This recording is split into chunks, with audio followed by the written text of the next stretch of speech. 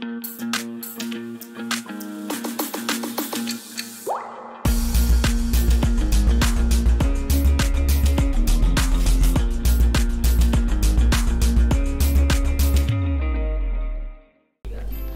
adik-adik, masih bertemu dengan Kak Awang dan saya, Kak Aris. Ya, pada hari ini kita akan belajar mengenai tali, simpul, jerat, dan ikatan. Iya betul, Kak Awang. Ya, ini adalah keterampilan yang biasanya dilaksanakan di dalam gerakan pramuka ya. Pasti itu, seorang pramuka itu biasanya identik dengan keterampilan dalam hal membuat jerat dan ikatan dan simpul. Itu dalam perkemahan ya akan dilaksanakan, dalam kehidupan sehari-hari juga akan kita lakukan. Iya, ya, gitu. bagus. Jadi ini adalah salah satu keterampilan yang wajib adik-adik kuasai ya. Iya. Nah, hari ini kita akan belajar dasar terlebih dahulu Kak Aris, ya, mengenai tali, simpul, jerat, dan ikatan. Lah, tali, simpul, jerat, dan ikatan. Ini seringkali kita bingung Kak Aris. Bingung karena mana yang tali, mana yang simpul, mana yang jerat, dan mana yang ikatan. Ya ini Kak, ini sering terjadi nih Kak, di kalangan bahkan para pembina juga mengalami seperti itu. Antara tali, simpul, jerat, dan ikatan mereka akan menyamakan. Padahal itu satuan yang berbeda-beda sebenarnya. Tali, apa itu simpul, apa itu jerat, dan apa ikatan. Karena itu hari ini kita akan belajar satu persatu ya. Iya betul Kak, biar adik-adik paham ini hari ini, biar tahu apa itu simpul, apa itu jerat, ikatan. Sudah siap adik-adik? Siap ya. Yuk kita akan belajar satu persatu. Oke. Baik. Pertama adalah belajar mengenai tali. Tali dulu. Oke, tali. Tali ini adalah barang yang berutas-utas panjang. Seperti ini. Mungkin adik-adik pernah melihat tali ya, tali seperti ini, atau mungkin tali yang seperti tali dadung. Seperti yang digambar itu ya. Tali dadung. Atau yang itu identik itu, pasti agar kayak gitu tali pramuka Kak Awang. Padahal itu bukan tali pramuka ya, tali nilon. Tali nilon ya. Tali nilon tapi sering digunakan oleh pramuka. Bahkan masyarakat umum begitu menyampaikan tali pramuka loh, tali pramuka gitu ya. Karena orang koyo ngono tali pramuka, karena orang diuntel-untel ya tali pramuka. Padahal ya sebetulnya tidak seperti itu. Kita boleh menggunakan tali bebas, boleh ya, boleh menggunakan ini. Bahkan kalau melihat definisi itu sebetulnya tidak harus seperti tali pramuka seperti itu. Tali dadung ya juga termasuk. Terus termasuk sebetulnya kalau masuk itu sebetulnya kawat itu juga termasuk bisa untuk menali. Termasuk akar-akar pohon, pohon, rotan dan sebagainya juga disebut sebagai tali. Berarti intinya kawan, sesuatu yang bisa untuk mengikat. Baik itu untuk membuat simpul atau untuk membuat jerat, itu bisa namanya tali ya. Oke, sudah tahu ya, bahwa tali itu adalah barangnya atau bendanya. Oke ya, sudah bisa dibedakan ya adik-adik. Ya. Oke, yang kedua adalah simpul. Iya. Simpul ini adalah hasil bentukan dari dua utas tali atau lebih. Ini tali ya. Kalau kita tambah lagi satu tali. Jadi misalkan ada tali misalkan satu seperti ini, berarti kan kita menggunakan simpul. Simpul ya. Konfigurasi antara tali itu namanya simpul.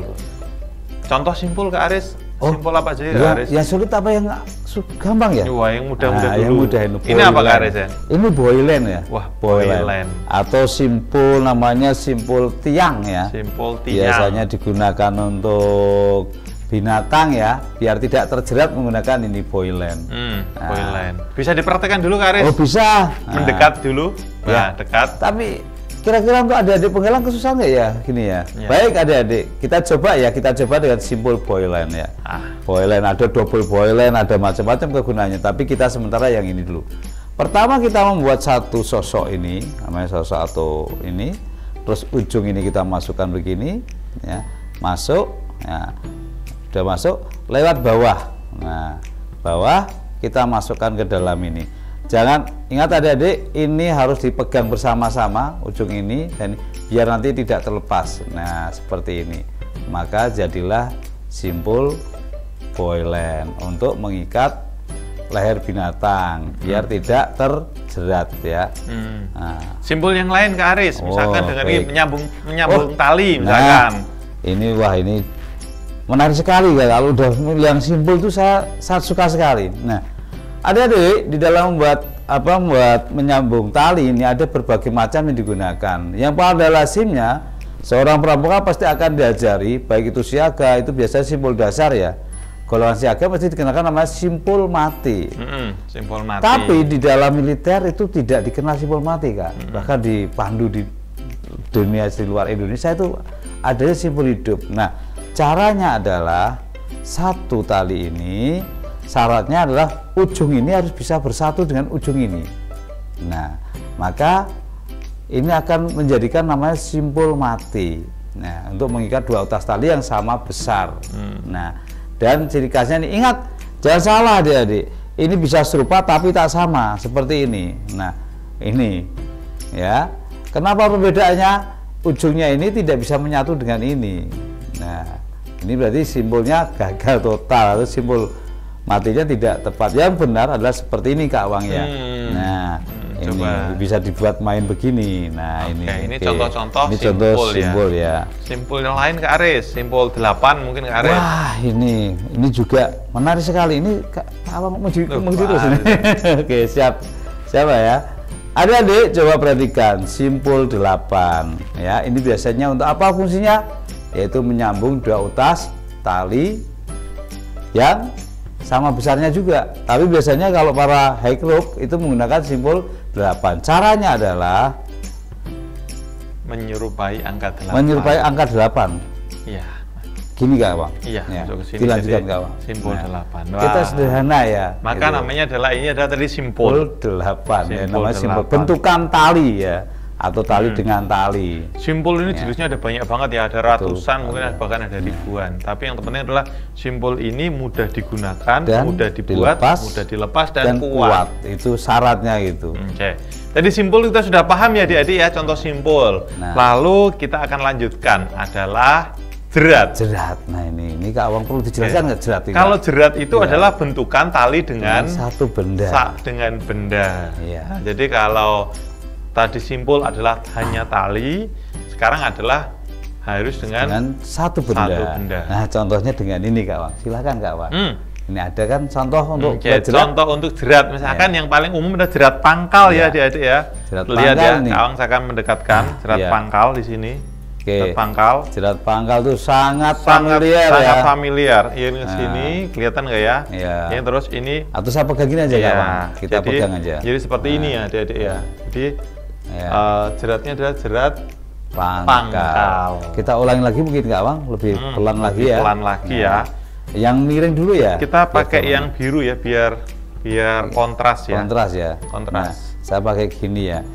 Terus caranya silahkan dari mana saja boleh. Ada syarat yaitu silang jauh ya. Menyilang jauh seperti ini. Terus ini masuk. Ini masuk ke dalam bawah ini. Maka ketika ini ditarik, maka dia akan menjerat. Nah, menjerat. Jadi semakin ditarik, semakin kuat. Memang fungsinya gitu Kak Bang ya. Semakin ditarik, semakin kuat kalau digunakan jerat. Oke. Itu. Ada jerat yang lain, adalah jerat jangkar. Nah, mungkin praktekkan sekarang. Ya. Gantian Kak Aris. Loh, saya lagi Kak Bang. Oh iya. Adik-adik, ya kita cermati lagi. Tadi Kak Awang sudah membuat jerat pangkal, sekarang jerat jangkar. Sebenarnya ada beberapa macam cara buat jerat. Cara yang paling sederhana adalah begini, tapi kita tidak nantinya akan hanya selesai sampai di sini. Nah, sampai di sini. Jangkar ya tadi ya. Jangkar. Menjangkar.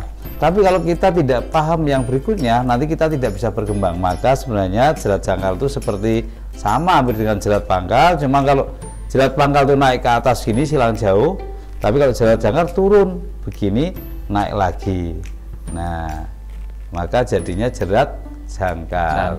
Nah. Oke, sudah paham ya adik-adik ya? Tambah lagi Kak, mana yang jerat, mana yang simpul. Nah, oke. Untuk ikatannya minggu depan ya Kak. Ikatan lah ini ya. Oke, selanjutnya tadi sudah jerat sudah, terus tadi simpul sudah, tali sudah, ikatan. Nah, ikatan. Kalau ikatan itu apa? Ikatan itu adalah bentukan tali yang digunakan untuk menyatukan dua benda atau lebih. Gitu, biasanya yang sering kita gunakan itu ada dua, yaitu adalah ikatan palang dan ikutan silang. Sudah digambar ya? Kita perlu praktekkan? Perlu. Salah satu ya. Palang saja Kak Aris. Coba saya pegangi. Aris nanti coba pangkal, palang.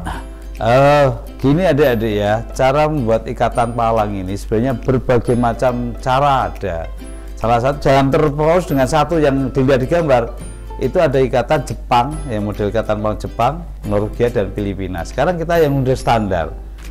Perlu diingat, ikatan palang hanya digunakan apabila sudutnya 90 derajat lurus. Kalau kita silang lebih dari 90 derajat, menggunakan adalah ikatannya ikatan silang. Yang diawali adalah menggunakan jerat pangkal, bukan simpul pangkal lagi loh ya. Ini jerat. Kenapa? Karena memang fungsinya menjerat. Nah, kalau sudah begitu, ya. Setelah itu maka namanya ikatan palang kita buat letter U. Ya, letter U ini di bawahnya berarti kan. Nah, kalau di atasnya rapidnya sih sebenarnya. Letter U ya. Nah, kenapa letter U? Ini bentuknya U. Nah, terus kita lagi balik lagi U. Nah, seperti ini. Nah, balik lagi juga U begini. Nah, kurang panjang ini tadi kurang panjang nggak ya? Langsung aja kita akhiri aja ya dengan jerat pangkal terakhir. Tapi kita harus kita cincin dulu ini biar kuat. Nah, baru di pangkal. Ini karena maka jadinya adalah seperti ini ya. Nah, tadi kan sudah belajar nih, bagaimana kalau talinya kurang? Maka kita gunakan simpulnya tadi, Kak. Simpul nyambung simpul nyambung yang gunakan ya simpul mati aja yang gampang ya. Nah, disambung karena kita khawatir seorang pramuka itu tidak panik kalau kurang karena ada sambung. Nah, kebetulan ini bisa jadi. Ini kita masukkan lagi. Nah, oke, sudah ya. Langsung kita cincin. Karena syaratnya harus dicincin adik-adik. Kalau tidak dicincin nanti nggak kuat. Cincin itu melingkar yang terakhir. Ini ya maksimal 3. Ya. Setelah itu kita buat pangkal. Pangkalnya bisa di sini, bisa di bawah sini. Tapi kita gunakan sini. Bagaimana cara membuat pangkal? Ini tinggal ngikuti alur aja, masuk. Nah, sekali lagi. Terus masuk. Tujuannya untuk mengunci biar tali ini tidak terurai lagi, tidak lepas. Maka jadilah ini ya ikatan palang. Nah, ini pangkalnya. Ikatan palang. Ya. Ini ada depannya. Ya, maaf kurang rapi ini memang. Depan rapi, belakang rapi. Ya. Gitu. Oke. Tadi kita sudah belajar ke Aris mana yang ikatan, mana simpul, mana jerat. Nah, dan luar biasa ini kawan. Oke, coba kita tadi sudah belajar. Ya, sudah belajar. Ya. Oke, coba kita review ya. Kita review lagi ya, buat adik-adik. Tali apa tadi tali? Tali apa tadi tali? Tali adalah bendanya. Oh iya, betul kawan. Oke, bendanya. Betul. Terus, kalau simpul? Simpul itu bentukan tali, ya. Bentukan tali. Contoh simpul tadi apa aja, Kak? Ada simpul ada simpul mati, ya, simpul hidup, ada tadi simpul 8, ada boilen atau simpul tiang, jerat tiang ya. Tadi ya, ada itu dah simpul 8, simpul mati, simpul anyam sebenarnya tapi belum disampaikan. Oke. Tadi terus kalau jerat tadi sudah ya. Jerat sudah ada, tadi pangkal dan jangkar. Ada boilen, pangkal dan jangkar dan sebagainya. Masih banyak lagi, ada tambat juga. Ikatan tadi sudah ya kita perhatikan salah satunya ada ikatan palang dan ikatan silang. Ya, ada ikatan canggah, ada ikatan kaki 3 juga kan. Salah contohnya. Oke, sudah adik-adik ya, sudah dapat gambaran ya mengenai tali, simpul, jerat dan ikatan. Oke, terima kasih adik-adik, kita sudah belajar bersama, tambah ilmu lagi ke Aris. Iya, betul. Termasuk kami juga tambah nih, semakin lancar. Iya, sekali lagi kita akan bertemu lagi ya. Terima kasih, saya Kak Awang dan Kak Aris, kita undur diri ya. Terima kasih. Assalamualaikum warahmatullahi wabarakatuh. Salam Pramuka. Salam.